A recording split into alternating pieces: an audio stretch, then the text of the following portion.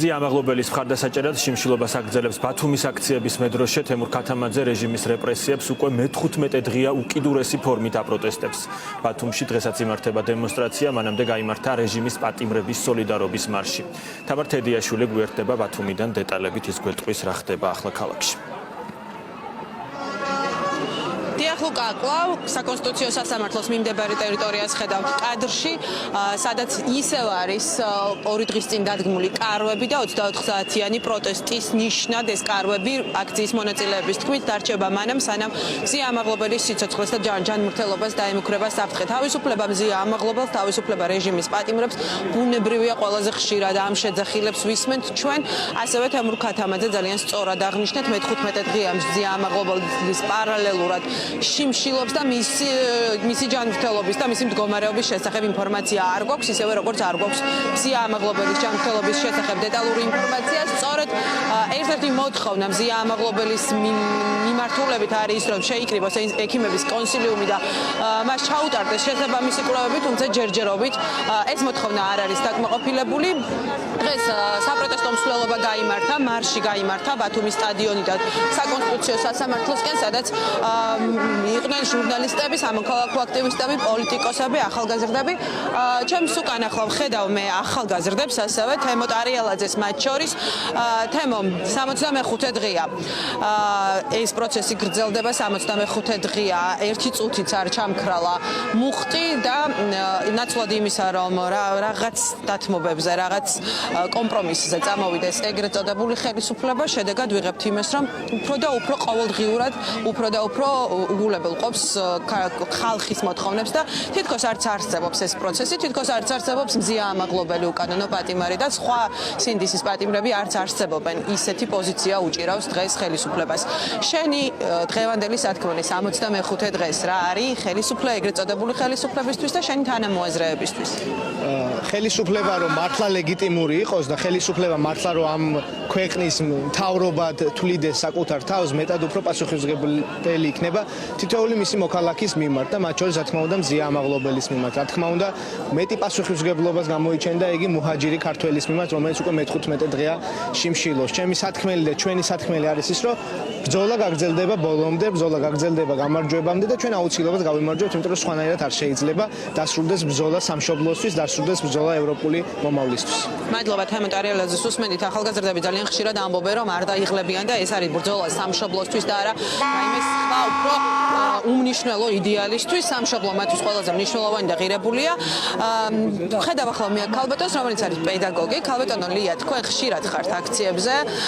მიუხედავად იმისა, რომ კამერებს ერიდებით, მინდა მაინც რომ ერიდებით არა, არ ერიდებით, სიტყვით გამოსვლებს არ ერიდებით, უბრალოდ ვცდილობთ რომ თქვენი საქმე ჩუმად აკეთოთ. ხმამაღლა არის საუბრობთ ამაზე ხშირად. თქვენი სათქმელი დღეს როგორც პედაგოგის, როგორც ადამიანის, რომელსაც მოსწავლეებთან, აბიტურიენტებთან, სტუდენტებთან აქვს შეხება. რა პოზიციაშია ქვეყანა, რა მდგომარეობაში ვართ და რატომ გაგრძელდა ეს პროცესი ასე 65 დღეა და კიდე არ ვიცით რამდენ ხანს გაგრძელდება? რამდენად ახსოვს საზოგადოებას არ ვიცი, მაგრამ მე მაშინ ერთხელ თქვი, რომ საზოგადოებასა და ხელისუფლებას შორის ჩატეხილია ხიდი და ამის დასტური ნამდვილად გრძელდება, თორემ როგორ შეიძლება დღეს 65 დღეა მე მგონი, ხო, პროტესტისა და არც ერთ ხელისუფალთაგანს არ უსურვებია ერთხელაც მაინც მოსულიყო და მინიმუმ მოესმინა, მინიმუმ თანაგრძნობა გამოეხატა, არა და არა. ასევე მინდა ვისარგებლო თქვენი ეთერი თუ შეიძლება და ჟურნალისტებს მივმართო რატომ. როდესაც ტელევიზიები არიან მეოთხე ხელისუფალნი, მათ ძალიან დიდი პასუხისმგებლობა აკისრიათ და ამ პასუხისმგებლობას მე მგონი გაცნობიერება ჭირდება. ზიამაღლობელი ნამდვილად არის ობიექტური მასმედიის ნამდვილი მაგალითი და სახე და მიბაძოს ყველამ საქართველოში. მე ამ კონკრეტულ შემთხვევაში გულისხმობ უფრო მეტად საზოგადოებრივ არხს, რასაც აჭარის ტელევიზია ქვია და რასაც საქართველოს პირველი არხი ქვია, რადგან ისინი საზოგადოებრივი მაუწყებელნი არიან და ისინი არიან ვალდებულნი ჩვენთვის, ამ შემთხვევაში საზოგადოების წინაშე. და კერძო კომპანიებს შეიძლება ნაკლებად საყვედურობდე იქიდან გამომდინარე, რომ დამსაქმებელი რასაც დაუკვეთავს, მას უნდა ასრულებდეს. ასევე არ შემიძლია არ მივმართო ადამიანებს, იმ ადამიანებს, ვისაც გონიათ, რომ შიშით თუ სახლში დასხდებიან და არ გამოვლენ თავიანთ პოზიციას არ დააფიქსირებენ, თითქოს მათ არ ეხებათ. ნუ თუ ვინმე სჯერა, რომ დიქტატორული რეჟიმი, ტოტალიტარული რეჟიმი ვინმეს დაინდობს. დღეს თუ მათზე არ მიმდგარა საქმე, უბრალოდ ჯერ არ ცალიან. ეს უსამართლოა მათ კარებზეც მივა, მაგრამ იმ გერმანული პასტორისაც არ იყოს, როცა ისინი დაიწყებენ ხმამაღლა ძახილს, გამგონებელი ხმისა აღარ ეყოლებათ. და სანამ ასე არ დაგვიანებულა, იქნება გაიღვიძოს მოქალაქეებმა, ასევე მინდა მივმართო მასწავლებლებს. ჩვენ ხო ვართ ის ადამიანები, რომლებიც ახალ თაობას ვესაუბრებით და ვცდილობთ ყოველ შემთხვევისათვის გაუღვიძოთ პატრიოტული გზნობები და ღირებულებებით აღზარდო. მე ყოველ შემთხვევისათვის ასე ვაკეთებ. წარმოიდგინოთ ნებისმიერმა მასწავლებელმა იმ მოსწავლის პოზიციაზე, რომელიც ხედავს, რომ მასწავლებელი გაკვეთილზე ასწავლის თავისუფლების სიყვარულს, პატრიოტიზმს, მაგრამ მის ქცევაში ამას ვერ ხედავს. მე ვფიქრობ, რომ პირველი მოდელი ბავშვისთვის ქცევის მოდელი არის ოჯახის წევრები, პირველ რიგში მშობლები და ბებია-ბაბუები. მეორე მოდელი შეიძლება გახდეს მასწავლებელი ან ვერ გახდეს.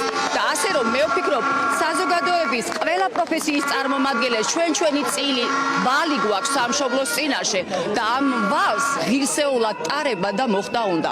მე ვხედავ სერიოზულ საფრთხეს იმ მონაპოვარის დანაკარგისას, რასაც ზვიად გამსახურდია ზღვაწლი ქვია. მაშინ, როდესაც საზოგადოების ძალიან ბევრ ადამიანისგან მომისმენია მე, რომ აი იმ მოვლენებზე მე იქ ვიდექი.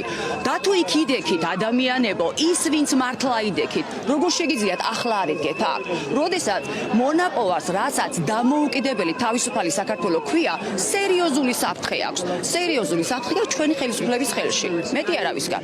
მადლობა, ძალიან დიდი მადლობა. თქვენ ბათუმში აქციის მონაწილეებს უსმენდით.